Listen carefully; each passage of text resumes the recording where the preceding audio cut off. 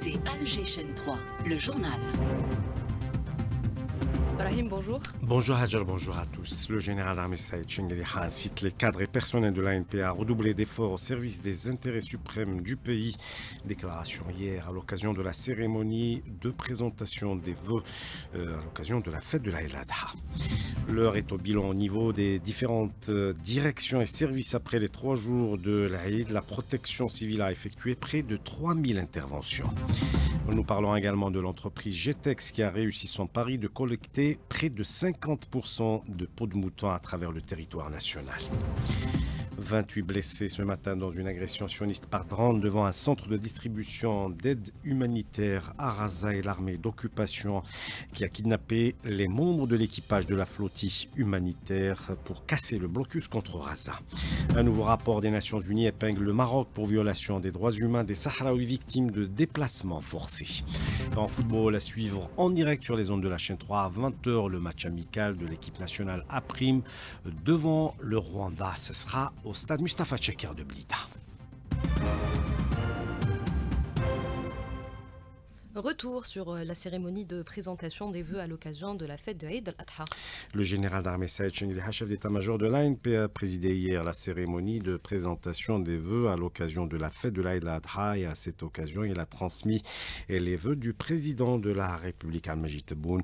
Dans son allocution, le général d'armée a incité les cadres et personnels de l'ANP à redoubler d'efforts au service des intérêts suprêmes du pays. On l'écoute. Je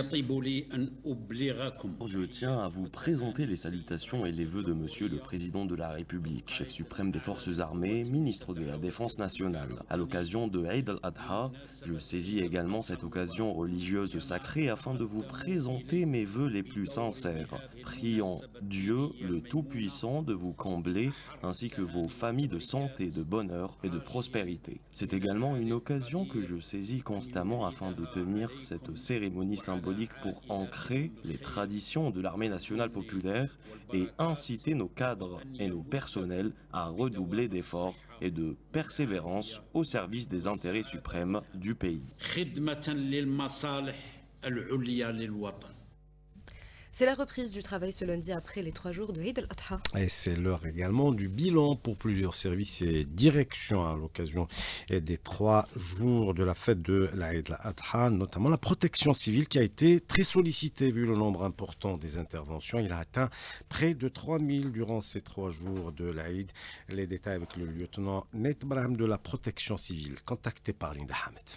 2599 interventions, une intervention chaque 33 secondes, dont 1722 évacuations sanitaires et 378 opérations diverses dans les différents types d'interventions suite aux appels de secours impliquant des accidents de la circulation, accidents domestiques, évacuations sanitaires, extinction d'incendies et dispositifs de sécurité. En effet, nos secours ont enregistré 187 interventions suite à plusieurs accidents de la circulation à travers plusieurs wilayas du territoire national qui ont causé 9 personnes décédées et 277 autres personnes blessées. Et parmi les accidents enregistrés hier, celui d'Oran à Oued Tlilet, 25 personnes ont été blessées, dont 2 dans un état critique à la suite d'une collision survenue hier entre un bus de transport de voyageurs et un camion à citerne. Et comme à chaque fête de l'Aïd al-Adha, le groupe GTEX a relancé son opération annuelle de collecte des peaux de mouton, une matière première précieuse pour l'industrie locale, et le pari est réussi pour cette entreprise. Lina Hadouchi.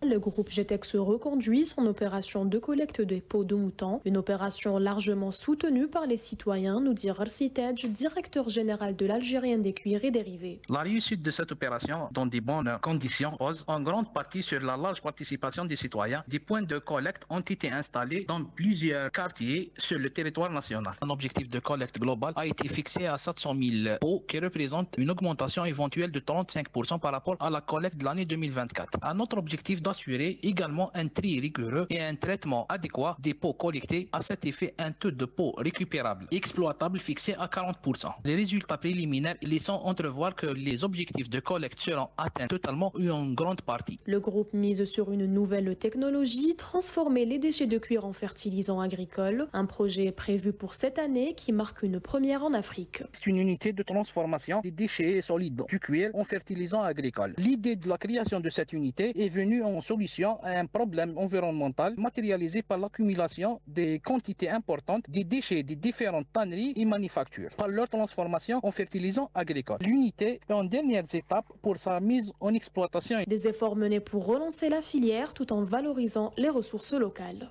Un sujet signé Linda Douche. Il y a également cette action écologique et économique, celle de l'entreprise Airtech Algérie qui s'est spécialisée dans la collecte, le tri et le reconditionnement de tonnerres d'imprimantes usagées. L'objectif, prolonger la durée de vie de ce consommable tout en protégeant l'environnement. Samia Alloun. Une entreprise dont l'atelier est situé à Khmis El Khachna, où une équipe se charge de collecter des tonnerres usés, de récupérer les matières premières, voire de remplir ces mêmes tonnerres pour une seconde utilisation. L'objectif étant de prolonger l'utilisation des tonnerres en réduisant l'impact environnemental de ces déchets spéciaux. Ryan Amin Boudif, gérant de la société Airtech Algérie. On fait la collecte et traitement, donc Airtech Algérie agréé pour la collecte et traitement de tout ce qui est déchets d'impression, tout ce qui est tonneurs et cartouches. Parce que les sociétés, elles ont la traçabilité. Comme c'est des déchets classés, spéciaux, donc il faut la traçabilité des déchets à La première des choses, c'est la collecte, on va le démontage, le triage, on va après le tri, parce que chaque référence après le tri, on a le démontage, on va le nettoyage, le remplissage ou l'emballage. Généralement quelques références, mais la plupart ils ont valorisation. Au-delà du simple reconditionnement, il est question de valoriser et de trier la matière première, telle que l'aluminium, le plastique et les métaux ferreux et non ferreux. On a plusieurs avantages في هذه l'activité تاعنا. Le premier avantage des déchets ما يروحوش dans les CET. حنا كي نديروا la récupération, رانا نفالوريزيو la matière première, on a le plastique et les métaux. La deuxième des choses كي نعطيهم une nouvelle vie, حنا نبيعهم de 25 à 70% de moins. Quelques références, حنايا بهذا le recyclage, رانا نقصوا في la facture d'importation. رانا نديروا l'économie circulaire, la valorisation تاع هاد les tonneaux نعطيوهم une nouvelle. Des initiatives qui s'inscrivent dans une démarche de développement durable, notamment pour ce consommable utilisé dans les administrations, entreprises et autres. Un savoir-faire technique assuré par des compétences locales qui aspirent à renforcer l'économie circulaire et à protéger l'environnement. Bombardements et famine au quotidien des Razaouis. L'armée d'occupation israélienne a lancé ses drones ce matin au centre de l'enclave palestinienne devant un centre de distribution d'aide. Le premier bilan fait état de 28 blessés. L'armée sioniste qui a par ailleurs kidnappé l'équipage du bateau humanitaire Madeleine affrété par l'organisation Freedom Flotilla Coalition avec à son bord notamment Greta Thunberg et l'eurodéputé Rima Hassan. L'organisation a souligné sur Telegram que la liaison a été perdue avec le Madeleine et que celui-ci a été arraisonné par l'armée d'occupation. La mission de ce bateau est de casser le blocus imposé par l'entité sioniste contre Gaza. Autre initiative, celle des organisations de 42 pays participant à une caravane appelée Caravane de résilience qui prend la route aujourd'hui vers le point de passage de Rafah pour dire stop au génocide et à la fin du blocus.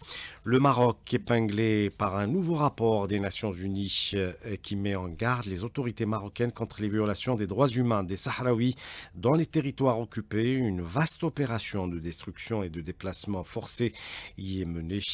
L'association des familles de prisonniers disparus sahraouis en appelle à l'intervention urgente de la communauté internationale. On écoute son président Amar Abdeslam contacté par Lies Terrini. Territoire totalement hermétique et soumis à un blackout médiatique, ce qui soulève des questions sur la légalité internationale de ces actions et le silence de la communauté internationale face à ces graves violations de la Charte des Nations Unies et les conventions internationales. Le Maroc intensifie sa répression à l'encontre de la population, ciblant les activistes et les défenseurs des droits de l'homme. L'Association des familles des prisonniers disparus sahraouis demande à ce qu'il y ait une intervention urgente pour que le territoire soit ouvert à l'observation internationale, y compris à la propre organisation des Nations Unies, qui est toujours empêchée de visiter les territoires. Omar Abdeslam, président de l'association des familles de prisonniers disparus sahraouis, contacté par Elias Tervini. Vive tension aux États-Unis où des affrontements se poursuivent depuis hier à Los Angeles où les forces de sécurité sont opposées à des manifestants contre la politique migratoire du président américain. 20 blessés sont enregistrés pour le moment et Donald Trump a affirmé être prêt à envoyer des troupes partout où ce sera nécessaire dans le pays. Après Genève, il y a un mois, Américains et Chinois entament une nouvelle série de discussions ce lundi à Londres avec pour objectif de prolonger la trêve dans leur guerre commerciale alors que les tensions entre les deux premières puissances économiques persistent encore. Au Brésil, l'ex-président Jair Bolsonaro va comparaître ce lundi devant la Cour suprême avec 7 de ses anciens collaborateurs accusés comme lui de tentative de coup d'État en 2022. Il est accusé d'avoir fomenté un complot pour se maintenir au pouvoir malgré sa défaite électorale face au président actuel Luiz Inácio Lula da Silva. La culture et ce riche programme préparé par l'École supérieure des beaux-arts d'Alger en prévision de l'été au programme des espaces dédiés à la réflexion, à la création, encore la production à DCSI.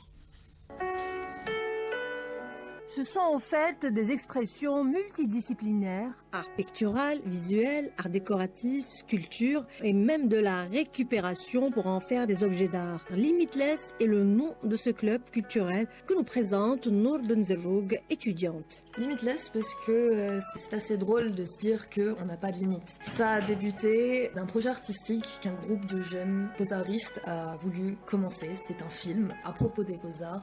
Mélina Haddad, elle a été très motivée et elle a fait beaucoup pour ce club. Grâce à elle, on avait assez de contacts pour pouvoir ramener de beaux films et leurs réalisateurs, DOP, etc., etc. Et on a un espace magnifique. Ça reste les mêmes principes. Par exemple, les règles de la composition, on les retrouve en peinture, et en dessin et en cinéma. Dans cet espace, il y a énormément d'activités où j'imagine il y a de la création, de l'imagination de tous ces étudiants. On fait des petits ateliers. On prend des personnes qui savent gérer un type de médium, que ce soit un logiciel, par exemple, je sais pas, le Cara Design. Et on a créé notre propre décoration, donc que ce soit toucher à de l'argile pour créer quelque chose, toucher à du papier, couper, coller, pour justement réussir à faire de très belles décorations et de s'ouvrir à toute activité. Le club Limitless permet aux étudiants de l'École supérieure des beaux-arts d'explorer les grands espaces de ce site juste magnifique et de réaliser des œuvres sans limite durant la saison estivale.